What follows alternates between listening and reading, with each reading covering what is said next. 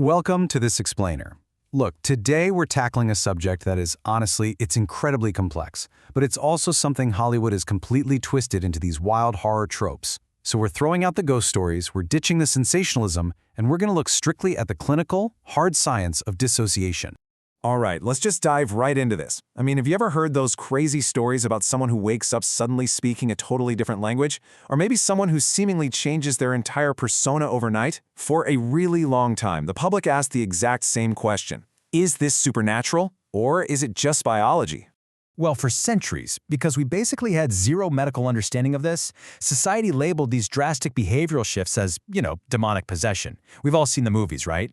But modern psychiatry actually provides clear, measurable, and biological answers for these phenomena. It replaces exorcisms with actual clinical diagnoses like trauma responses and epilepsy. So here's our roadmap for today. First, misdiagnosing mental illness. 2, defining dissociative identity disorder. 3, host identities and alters. 4, the root cause, trauma. 5, the spectrum of dissociation. And finally, number 6, the path to reintegration. All right, let's start with Section 1, misdiagnosing mental illness. Back in the 1970s, there was this incredibly tragic case involving a young woman named Anneliese Michel. It was widely sensationalized as a demonic possession. And while pop culture painted her story as this literal battle with demons, the clinical reality was actually a massive, fatal failure of medical intervention. Physicians later noted she actually suffered from 3 very distinct medical conditions. She had severe temporal lobe epilepsy, which was causing these terrifying hallucinations. She had anorexia nervosa and a hyper-religious personality disorder that really fueled her extreme delusions. Tragically, because her medical needs were misinterpreted through this strictly religious lens, she essentially starved to a weight of just 32 kilograms. It's truly heartbreaking. Moving on to Section 2, defining dissociative identity disorder. Now, to understand how the human mind can appear to just fracture, we first need to establish the clinical baseline of a healthy identity. Psychologist Carl Rogers theorized that our identity comprises 3 distinct elements. First up is your actual self, literally who you are in reality. Second is your self-image, who you feel you are. And third, your ideal self, who you want to be. Now, when all of these align, a person generally has pretty high self-esteem. But when severe trauma shatters this framework, the mind is literally forced to take extreme measures just to survive. And that brings us to dissociative identity disorder, or DID. You might actually know it by its older, outdated name, multiple personality disorder. Clinically speaking, DID represents a profound biological dissociation of the self. The mind literally divides itself into entirely different compartments, complete with distinct personalities, just to handle massive psychological overload. It's basically like a circuit breaker tripping to save the whole house. Which takes us to Section 3, host identities and alters. When we look at the specific psychiatric vocabulary used to describe DID, the real-world case of Kim Noble is fascinating. Let's start with the host identity. Now, what's super interesting here is that the host isn't necessarily the person's birth identity. In Kim Noble's case, her original identity actually stepped back. A completely different identity named Patricia stepped up and became the primary host, taking over all the day-to-day responsibilities, which even included raising her teenage daughter. So what about the other personalities? Clinically, those are known as alters. And to be clear, these aren't just shifting moods. We're talking about distinct identities with entirely different names, ages, gender identities, and get this, even different body language. Kim actually had over 100 of these alters. And when these alters took control, Kim's primary host would experience frequent memory loss. It's something patients commonly refer to as losing time. This case brilliantly illustrates just how unbelievably compartmentalized a DID patient's mind becomes. These alters often have very unique, highly specific triggers. For example, Kim had a 15-year-old alter named Judy, and Judy would suddenly appear pretty much only whenever food was served.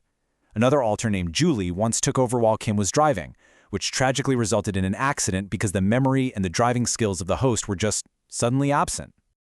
Let's move to Section 4, the root cause, trauma. So, you have to ask, why does the brain divide itself into these elaborate, disconnected compartments in the first place? Well, the answer lies in this absolutely staggering statistic.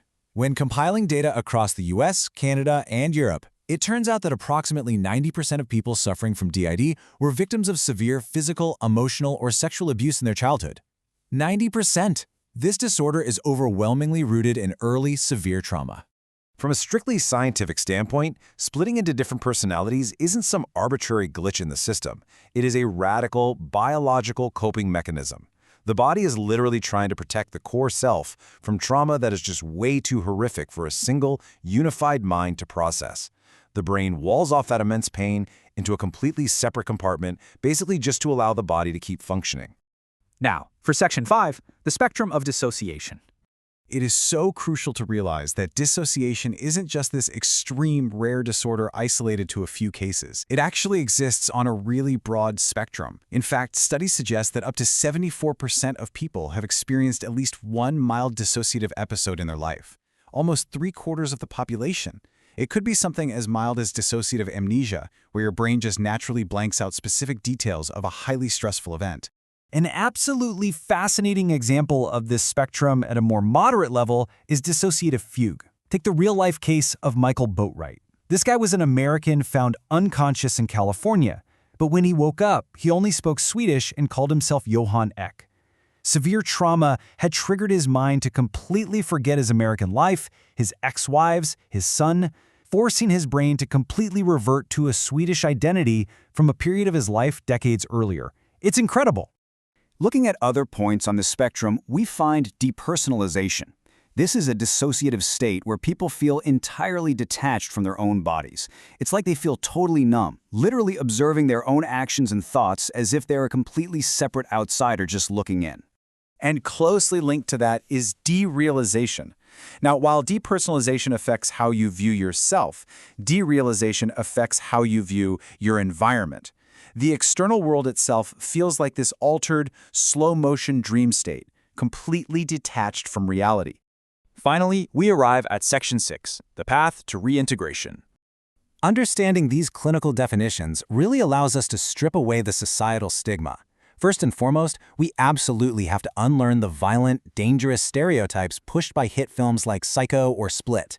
I mean, these movies portray and sensationalize a mental illness purely for entertainment, but the clinical reality? The psychiatric research overwhelmingly shows that most DID patients are completely nonviolent. They are severe trauma survivors who are simply seeking safety and require highly confidential, trusting psychotherapy.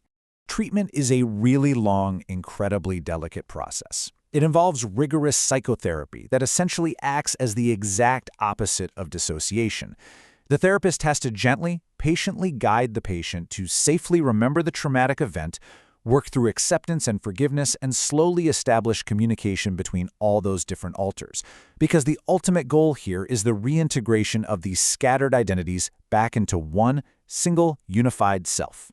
As we wrap up this explainer today, I really want to leave you with this final, powerful thought.